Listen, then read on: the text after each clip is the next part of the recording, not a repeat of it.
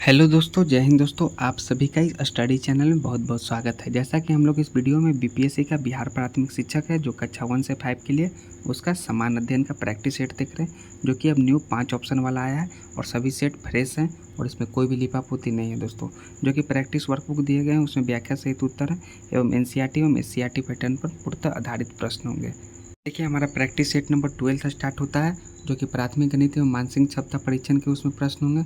उसके बाद समान जागरूकता, समान विज्ञान, सामाजिक विज्ञान, भारतीय राष्ट्रीय आंदोलन, भूगोल और पर्यावरण से संबंधित इसमें प्रश्न होंगे। तो दोस्तों, हम लोगों ने इससे पहले पूरे 11 सेट तक हम लोग देख लिए, जो कि 1 से लेकर 11 अलग अलग वीडियो में और 11 सेट हैं, जो कि आपको बिहार प्राथमिक शिक्षक के लिए बहुत ही इंपॉर्टेंट है। तो दोस्तों, अगर आपने अभी भी चैनल को सब्सक्राइब नहीं किया तो प्लीज़ चैनल को सब्सक्राइब कर लीजिए दोस्तों, जो कि आपको ये सभी वीडियो, आपके सभी मॉडल सेट बहुत ही इंपॉर्टेंट है प्राथमिक शिक्षक के लिए। तो चलिए देखिए, हमारा ये मॉडल प्रैक्टिस सेट नंबर 12 रहा, जो कि प्राथमिक गणित एवं मानसिक क्षमता परीक्षण से स्टार्ट होगा। तो इसमें पूरे 20 क्वेश्चन गणित के होंगे और 20 क्वेश्चन रीजनिंग के होंगे। तो टोटल कितने 40 क्वेश्चन होंगे दोस्तों, जो कि 1 से लेकर स्टार्ट है। देखिए, यह पहला प्रश्न आपके मैथ के होंगे, जो कि आपके 5 ऑप्शन वाले हैं, 1 2 3 4 5, और 40वां प्रश्न होंगे आपके जो मैथ या रीजनिंग किसी के भी हो सकते हैं। तो दोस्तों, हम लोग इस वीडियो में मैथ या रीजनिंग को किसी को भी सॉल्व नहीं करेंगे। हम लोग इसमें इसको सॉल्व नहीं करेंगे क्योंकि वीडियो लंबा चला जाएगा। आपको खुद से इसको धीरे से पॉज कर खुद आपको मैथ और रीजनिंग को सॉल्व करना पड़ेगा। ये देखिए, आपका 40वां प्रश्न जो कि है रीजनिंग से संबंधित है और इसमें कुल 1 2 3 4 5 ऑप्शन दिए गए हैं दोस्तों। तो चलिए, हमारा जो वीडियो स्टार्ट होता है वो कि इससे संबंधित है, जैसे समान जागरूकता, समान विज्ञान, सामाजिक विज्ञान, भारतीय राष्ट्रीय आंदोलन, भूगोल और पर्यावरण से संबंधित है।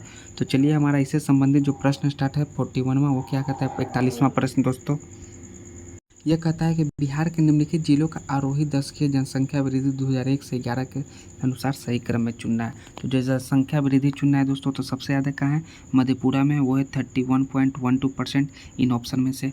उसके बाद किशनगंज में 30.40%। उसके बाद कहाँ है, मधेपुरा में 22.70%। तो इन ऑप्शनों के अनुसार कौन सा ऑप्शन होगा दोस्तों? देखिए, इनमें 1 2 3 4 5 ऑप्शन हैं, यानी कि सभी फ्रेश सेट हैं, कोई लिपापोती नहीं है दोस्तों। 5 ऑप्शन वाला न्यू सेट है। तो पहले इसमें जो होगा सिवान होगा दोस्तों, उसके बाद किशनगंज, उसके बाद मधेपुरा, यानी कि ऑप्शन नंबर 2 इसका राइट आंसर है, सिवान, किशनगंज और मधेपुरा।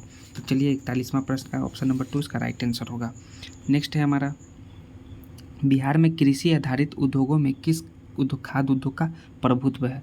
तो कौन सा खाद्य उद्योग का प्रभुत्व है दोस्तों? तो वो है अनाज आधारित उद्योग का जो है प्रभुत्व है कृषि आधारित उद्योगों में, यानी कि ऑप्शन नंबर 2 इसका राइट आंसर है। नेक्स्ट है, न्यायिक पूर्वालोकन का अर्थ यह है कि सर्वोच्च न्यायालय।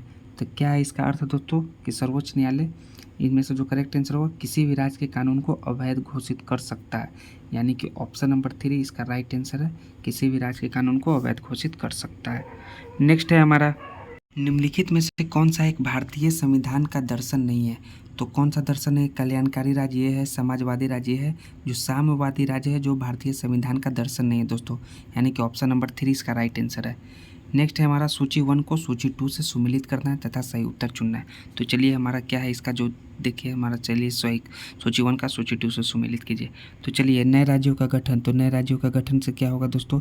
यह है भारतीय संविधान का अनुच्छेद 3, यानी कि ए का 3 होगा। नागरिकता, ये क्या है दोस्तों? भारतीय संविधान का भाग 2, ये कहाँ है दोस्तों? भारतीय संविधान का, यानी कि बी का 1 हो गया। उसके बाद क्या है, मौलिक अधिकार, ये क्या है दोस्तों? भारतीय संविधान का भाग 3, मौलिक अधिकार है, भारतीय संविधान का भाग 3 है। उसके बाद क्या है दोस्तों? प्रशासनिक अधिकरण की स्थापना, ये क्या है दोस्तों? 323 है, क्या है 323 ए। तो इसका करेक्ट आंसर क्या होगा दोस्तों? चलिए, नए राज्यों का गठन, ये हो गया आपका अनुच्छेद 3, यानी कि ए का आपका क्या होगा दोस्तों? 2। तो ए का 2 किस में है दोस्तों? देखिए, ए का 2 एक ऑप्शन में है, यानी कि ऑप्शन नंबर 1 इसका करेक्ट आंसर है। देखिए, ए का 2 इसमें ऑप्शन नंबर 1 में, बी का 1, सी का 4, डी का 3, ऑप्शन नंबर 1 इसका राइट आंसर होगा। नेक्स्ट है, किसी राज्य में विधान परिषद की स्थापना और समाप्ति का प्रावधान है भारतीय संविधान के किस अनुच्छेद में? तो किस अनुच्छेद में भारतीय संविधान के? वो है अनुच्छेद 169 अनुच्छेद में विधान परिषद की स्थापना और समाप्ति का प्रावधान, यानी ऑप्शन नंबर 2 इसका राइट आंसर है। नेक्स्ट है, निम्नलिखित में से भारतीय संविधान के किस अनुच्छेद का उपयोग अभी तक नहीं किया गया है? तो कौन सा अनुच्छेद का नहीं किया गया उपयोग दोस्तों?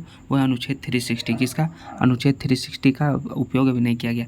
अनुच्छेद 360 यानी अनुच्छेद 360 है, जो राष्ट्रपति को वित्तीय आपात की घोषणा करने का लगाता है, जो अभी तक नहीं लगा है दोस्तों हमारे देश में। नेक्स्ट है हमारा, निम्नलिखित में से किस भारतीय संविधान का कौन सा संशोधन जो है पंचायती राज व्यवस्था को संवैधानिक दर्जा प्रदान करता है? तो कौन सा संशोधन था दोस्तों?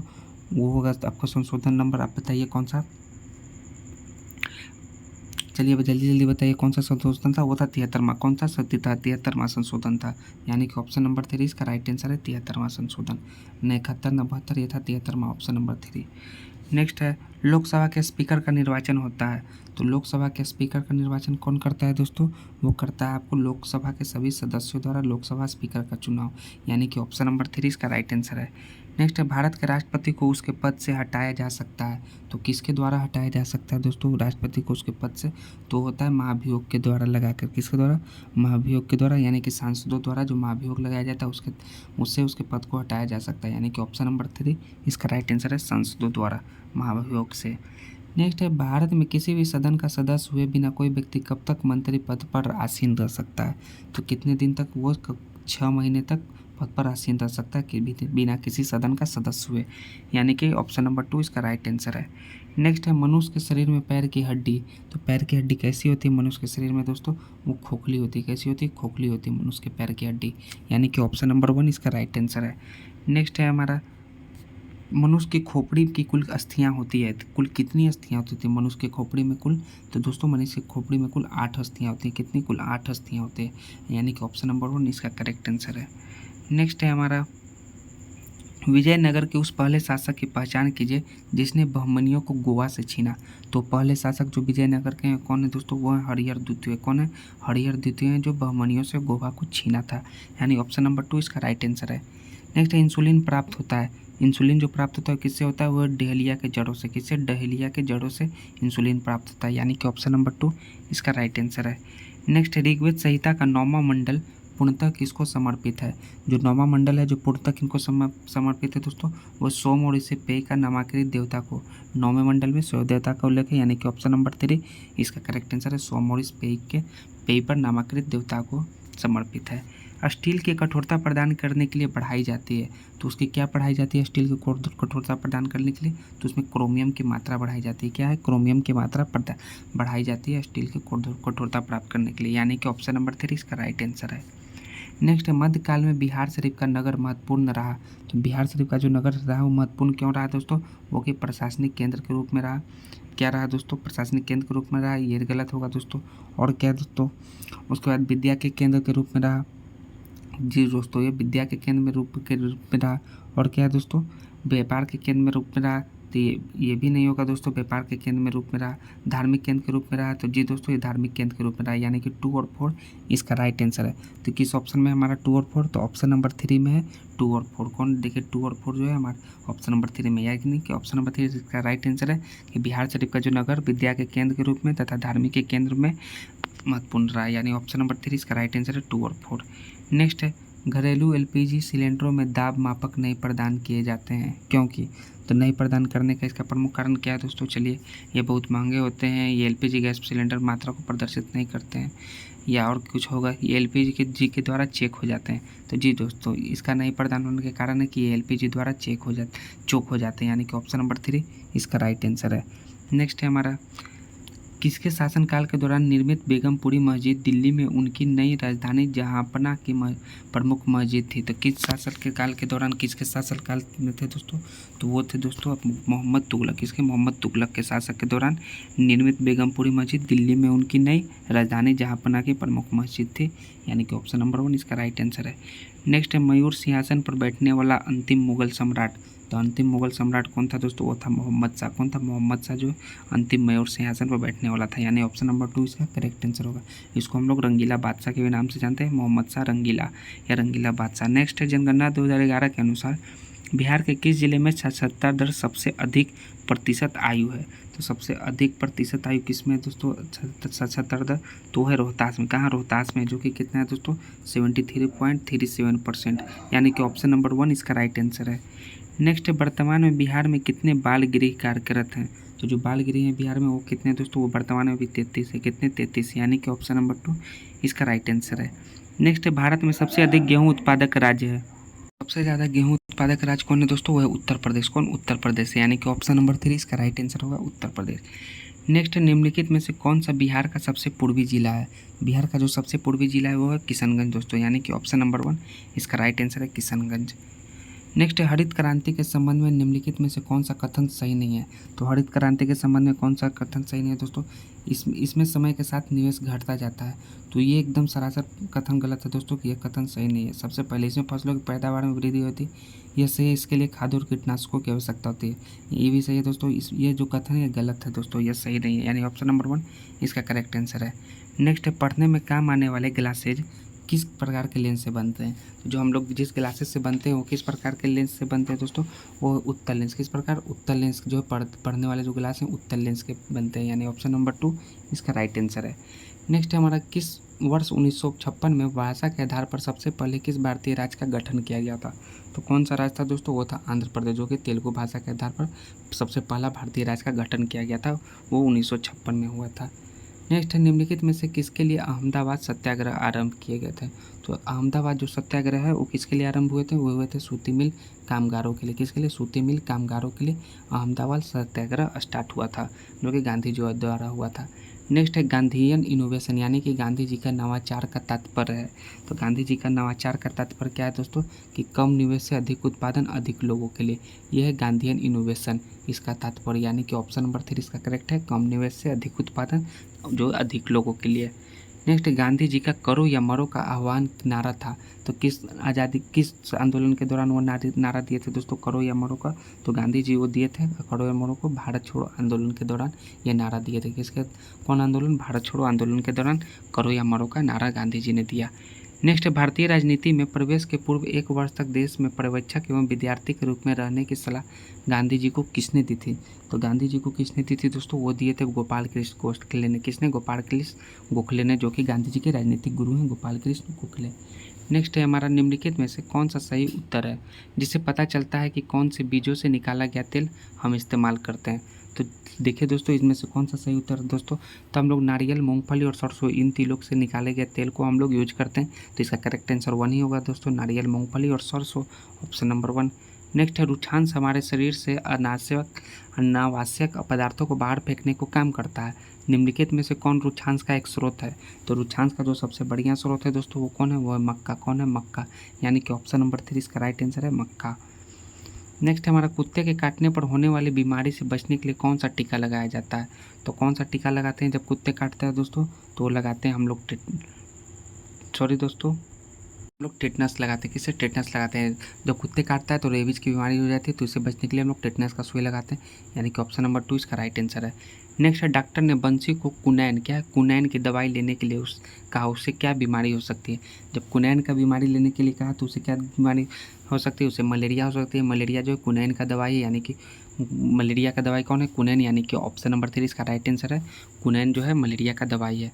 नेक्स्ट 2 ऊंचे पर्वतों के बीच के स्थान को क्या कहा जाता है। तो क्या कहा जाता है, ऊंचे स्थान जो 2 पर्वत हैं उसके बीच के, तो उसके बीच को कहा जाता है घाटी। क्या कहा जाता है, घाटी कहा जाता है, यानी कि ऑप्शन नंबर 1 इसका राइट आंसर होगा दोस्तों, घाटी।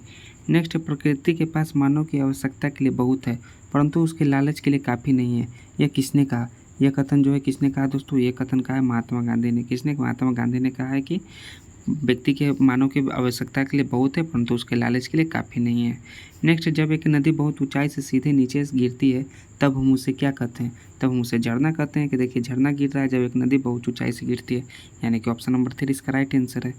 नेक्स्ट निम्नलिखित में से कौन से गोलमेज सम्मेलन में गांधी ने भाग लिया था। तो गांधी जी हैं कौन से गोलमेज सम्मेलन में भाग लिए थे दोस्तों, तो चलिए देखिए कौन कौन से गोलमेज सम्मेलन, केवल प्रथम, केवल द्वितीय या केवल तृतीय। गांधी जी ने द्वितीय गोलमेज सम्मेलन में भाग लिया था। किसमें, द्वितीय में भाग लिया था, प्रथम में नहीं लिया था दोस्तों। और 1, 2, 3 तीनों में कौन लिया था, डॉक्टर भीमराव अम्बेडकर ने तीनों गोलमेज सम्मेलन में भाग लिए थे।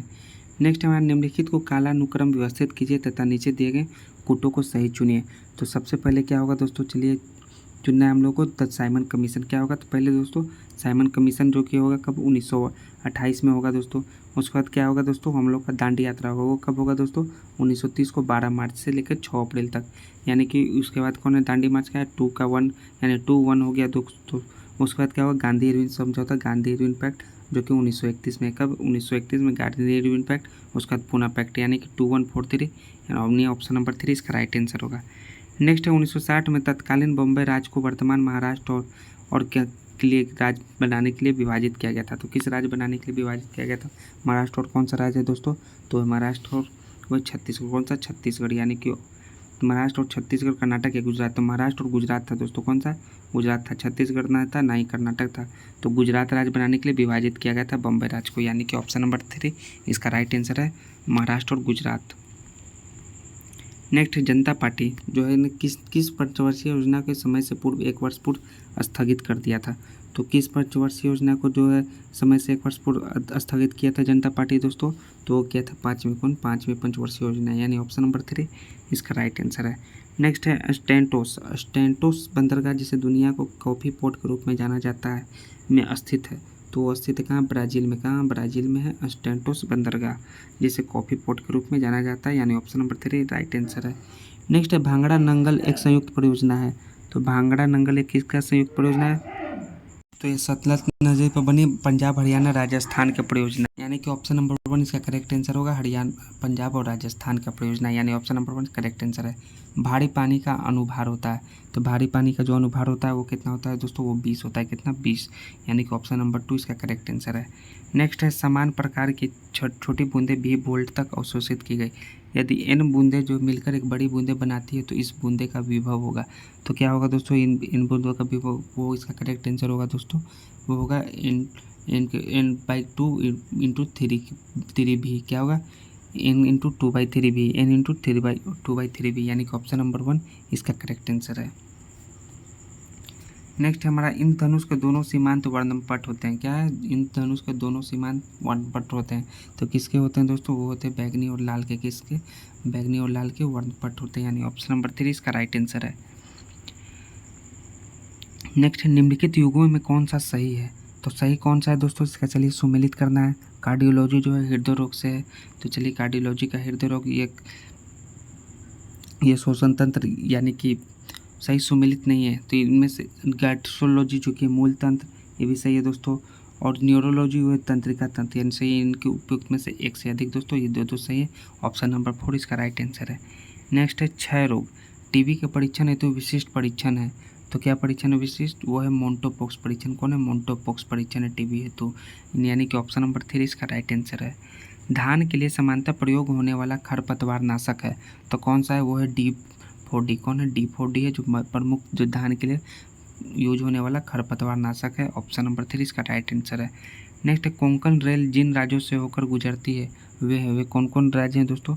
वह महाराष्ट्र, गोवा और कर्नाटक। कौन है? महाराष्ट्र, गोवा और कर्नाटक कोंकण रेल इन राज्यों से होकर गुजरती है, यानी ऑप्शन नंबर 1 इसका करेक्ट आंसर है। नेक्स्ट, निम्न में से किसे भूख हार्मोन कहा जाता है? क्योंकि यह भूख को उत्तेजित करता है, भोजन का सेवन बढ़ाता है और वसा के भंडारण में वृद्धि करता है। तो कौन है दोस्तों? वो घिरेलिन। कौन है? घिरेलिन है, जिसको कि भूख हार्मोन कहा जाता है, यानी ऑप्शन नंबर 3 इसका राइट आंसर है। नेक्स्ट है कावेरी नदी कौन से राज्यों से होकर गुजरती है? जो कावेरी नदी बहती है कौन से राज्य से होकर गुजरती है? वो कर्नाटक और तमिलनाडु से होकर गुजरती है, यानी कि ऑप्शन नंबर 2 इसका राइट आंसर है। नेक्स्ट है अमेजन वर्षा वन, जिसे पृथ्वी का फेफड़ा भी कहा जाता है, में स्थित है। तो अमेजन कहाँ स्थित है दोस्तों? इसका जो करेक्ट आंसर होगा वो है दक्षिण अमेरिका में। कहाँ? दक्षिण अमेरिका में अमेजन स्थित है, यानी ऑप्शन नंबर 3 इसका करेक्ट आंसर है। नेक्स्ट है भारतीय लोक सेवा यानी इंडियन सिविल सर्विस में भर्ती होने वाला प्रथम भारतीय। तो प्रथम भारतीय यानी कि प्रथम ICS अधिकारी कौन थे दोस्तों? वो थे सत्येंद्रनाथ टैगोर। कौन? सत्येंद्रनाथ टैगोर, यानी ऑप्शन नंबर 3 इसका राइट आंसर है। स्थनोस्फीयर का एक भाग है, स्थनोस्फीयर का एक भाग है, वो कौन सा भाग है? वो भाग है दोस्तों पृथ्वी का आवरण। कौन है? पृथ्वी का आवरण जो है स्थनोस्फीयर का एक भाग है, यानी ऑप्शन नंबर 2 इसका राइट आंसर है। नेक्स्ट, भारत में औद्योगिक वित्त का कौन सा इसमें स्रोत नहीं है? तो औद्योगिक वित्त का इसमें निम्नलिखित में से कौन सा स्रोत नहीं है दोस्तों? वो है नाबार्ड। कौन है? नाबार्ड जो है कि स्रोत नहीं, यानी कि ऑप्शन नंबर 2 इसका राइट आंसर है नाबार्ड। नेक्स्ट है हमारा भारत का प्रमुख गेहूं उत्पादक क्षेत्र निम्नलिखित में से कौन सा है? तो कौन सा क्षेत्र है जो प्रमुख गेहूं उत्पादक क्षेत्र है दोस्तों? वो है पंजाब हरियाणा का मैदानी भाग। कौन है? पंजाब हरियाणा का मैदानी भाग, यहाँ सबसे ज़्यादा गेहूं उत्पादन होता है, यानी कि ऑप्शन नंबर 3 इसका राइट आंसर है। नेक्स्ट है महात्मा गांधी राष्ट्रीय ग्रामीण रोजगार गारंटी अधिनियम, जिसको मनरेगा के नाम से जानते हैं, वर्ष में न्यूनतम दिनों का गारंटीकृत मजदूर रोजगार प्रदान करता है कितने दिनों के लिए दोस्तों? तो वो करता है 100 दिनों के लिए। कितने? 100 दिनों के लिए न्यूनतम दिनों का रोजगार प्रदान करता है, यानी कि ऑप्शन नंबर 1 इसका राइट आंसर है। नेक्स्ट है हमारा भारत के बैंकिंग प्रणाली में उच्चतम बैंक कौन सा है? तो सबसे उच्चतम बैंक है दोस्तों वो कौन सा है? वो है reserve bank of India banking प्रणाली में, यानी कि ऑप्शन नंबर 2 इसका राइट आंसर है भारतीय reserve bank of India. Price ceiling का क्या अभिप्राय है? तो प्राइस सीलिंग का जो अभिप्राय है दोस्तों वह है वस्तुओं एवं सेवाओं पर ऊपरी कीमत का अधिरोपण। यही है प्राइस सीलिंग का अर्थ, यानी ऑप्शन नंबर 3 इसका राइट आंसर है। नेक्स्ट है राष्ट्रीय पर्यावरण शोध जो संस्थान कहाँ स्थित है? तो वो कहाँ स्थित है दोस्तों? वो नागपुर में। कहाँ? नागपुर में राष्ट्रीय पर्यावरण शोध संस्थान स्थित है, यानी ऑप्शन नंबर 3 इसका राइट आंसर है। नेक्स्ट है कौन सा ऐसा कर है जो केंद्र सरकार द्वारा लगाया जाता है लेकिन उससे प्राप्त आय को केंद्र एवं राज्य में विभाजित कर दिया जाता है? वो कौन सा कर है दोस्तों? वो केंद्रीय उत्पादन शुल्क है जो केंद्र एवं राज्य में विभाजित कर दिया जाता है, यानी कि ऑप्शन नंबर 2 इसका राइट आंसर है। नेक्स्ट सर वेंकटेश रमन को भौतिकी का नोबेल पुरस्कार प्राप्त हुआ था। वो किस वर्ष प्राप्त हुआ था दोस्तों? वो पुरस्कार प्राप्त हुआ था 1930 में। कब? 1930 में हुआ था, यानी कि ऑप्शन नंबर 2 इसका राइट आंसर है। नेक्स्ट है हमारा दोस्तों अंतर्राष्ट्रीय न्यायालय स्थित है। तो अंतर्राष्ट्रीय न्यायालय कहाँ स्थित है दोस्तों? द हेग में। कहाँ? द हेग में, यानी कि ऑप्शन नंबर 2 इसका राइट आंसर है। स्टैचू ऑफ लिबर्टी है, तो स्टैचू ऑफ लिबर्टी कहाँ है? ना स्पेन है ना कि फ्रांस में है, यह है यूएसए में, यानी कि यूनाइटेड स्टेट अमेरिका में। तो चलिए देखिए कि ये कहाँ है? संयुक्त राज्य अमेरिका में, यह अमेरिका में दोस्तों, यानी कि ऑप्शन नंबर 3 इसका राइट आंसर है। नेक्स्ट है बिहार सरकार ने बुनियादी स्कूलों का नाम कस्तूरबा बुनियादी विद्यालय के रूप में बदलने का फैसला किया। तो पहला बुनियादी महाविद्यालय जो विद्यालय महात्मा गांधी द्वारा स्थापित किया गया था, कहाँ स्थापित किया गया था दोस्तों? वो किया गया था पश्चिम चंपारण में। कहाँ? पश्चिम चंपारण में। जो महात्मा गांधी का पहला नील सत्याग्रह था वो पश्चिम चंपारण में गांधी जी ने खोला था। नेक्स्ट है कृति बार बार बीमार पड़ती है क्योंकि वो संरक्षण देने वाले खाद्य पदार्थ कम खाती है। निम्नलिखित में से किसी हम श्रेणी में मान सकते हैं? तो उसे हम खनिज एवं विटामिन की कमी वाली श्रेणी में मान सकते हैं, इस कारण बीमार पड़ती है, यानी कि ऑप्शन नंबर 1 इसका राइट आंसर है। नेक्स्ट है हमारा भारत एक कृषि प्रधान देश है। किस मौसम में किसान बहुत व्यस्त रहते हैं? तो जो किसान का व्यस्त रहने का समय है वो बुआई के समय। किस समय? बुआई के समय, यानी कि ऑप्शन नंबर 3 इसका राइट आंसर है। नेक्स्ट है रविन्द्रनाथ टैगोर ने किस विश्वविद्यालय की स्थापना की? तो रविन्द्रनाथ टैगोर जो है वो शांति निकेतन भारतीय विश्वविद्यालय की स्थापना की, यानी कि ऑप्शन नंबर 3 इसका राइट आंसर होगा। नेक्स्ट है हमारा इंदिरा गांधी नहर राजस्थान की मरुभूमि को पानी देकर सिंचती है। वहाँ जिस नदी का जो जल है वो नहर द्वारा जाता है। तो कौन सा नदी का जो जल है नहर द्वारा जाता है? वो है सतलुज नदी का। किसका? सतलुज नदी का जो जल है वो नहर द्वारा जाता है, यानी ऑप्शन नंबर 2 इसका राइट आंसर है। नेक्स्ट है कैक्टस बबूल कीकर आदि वृक्ष किस तरह के धरातल पर उगते हैं? तो चलिए देखिए किस तरह के धरातल पर उगते हैं दोस्तों। तो ये सभी जो रेगिस्तान पे उगते हैं। कहाँ? रेगिस्तान में कैक्टस से सब फूल उगते हैं, पेड़ उगते हैं, यानी ऑप्शन नंबर 3 इसका राइट आंसर है। नेक्स्ट है भारती ने गैस पर एक केतली में पानी उबलने के लिए रख दिया, उसकी टोटी पर कॉर्क लगा दिया। कुछ देर पानी को उबलते ही कॉर्क गति से बाहर निकला तथा धुआं बाहर आ गया। इससे क्या पता चलता है दोस्तों? ये पता चलता है कि वाष्प ऊपर उठता है, ये भी है, पानी उबल कर वाष्प बनता है, ये भी सही, वाष्प में बहुत दाब बनता है, यानी कि उपयुक्त में से एक से अधिक ऑप्शन होगा, ऑप्शन नंबर 4 इसका राइट आंसर होगा, यही पता चलता है। वुमेंस डे यानी कि नारी दिवस किस दिन मनाया जाता है? जो नारी दिवस है वो हम लोग 8 मार्च को अंतर्राष्ट्रीय महिला दिवस मनाते हैं, यानी कि ऑप्शन नंबर 1 इसका राइट आंसर होगा। नेक्स्ट है हमारा भारत सरकार ने UIDMI प्रमाणीकरण के लिए BASF सॉफ्टवेयर लॉन्च किया था। BASF में बी क्या है? तो बी जो है बी क्या है दोस्तों? वो बी जो है वो बिहार क्या है? वो है बिहार है, बी मतलब बिहार है, यानी कि ऑप्शन नंबर 2 इसका राइट आंसर है। नेक्स्ट है हमारा गांधी जी के अनुसार हिंसा का क्रूरतम रूप है।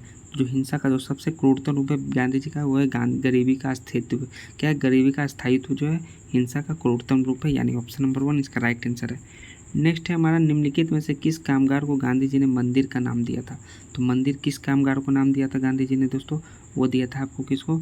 यरवदा को जो है मंदिर का नाम दिया था, यरवदा को, यानी कि ऑप्शन नंबर 3 इस कारागार को जो है गांधी जी ने मंदिर का नाम दिया था, यरवदा जेल, ऑप्शन नंबर 2 इसका राइट आंसर है।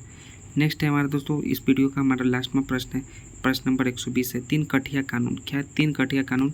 किस स्थान व किसकी खेती से संबंधित है? जो 3 कठिया कानून है दोस्तों वो कि चंपारण के नील आंदोलन से संबंधित, किसे? नील आंदोलन से संबंधित है 3 कठिया, यानी कि इसमें 3/20 में भूमि की नील की खेती करना अनिवार्य होती थी दोस्तों, यही है 3 कठिया खेती, यानी कि ऑप्शन नंबर 20 ऑप्शन नंबर 3 इसका करेक्ट आंसर है। कितना? 3/20 भाग जो है आपको नील की खेती करना अनिवार्य होती थी। तो दोस्तों हम लोगों ने इसमें पूरे 120 प्रश्न देखे, जो कि कितने 41 से लेकर 120 प्रश्नों तक थे, जो कि पूरे 80 क्वेश्चन थे। तो दोस्तों अगर आपको ये मॉडल पेपर अच्छा लगा हो तो प्लीज़ चैनल को सब्सक्राइब कर लीजिए, दोस्तों के भी शेयर कीजिए। हम लोग नेक्स्ट अगले वीडियो में मॉडल प्रैक्टिस सेट नंबर आपको 13 के साथ मिलेंगे। जय हिंद दोस्तों, थैंक्स।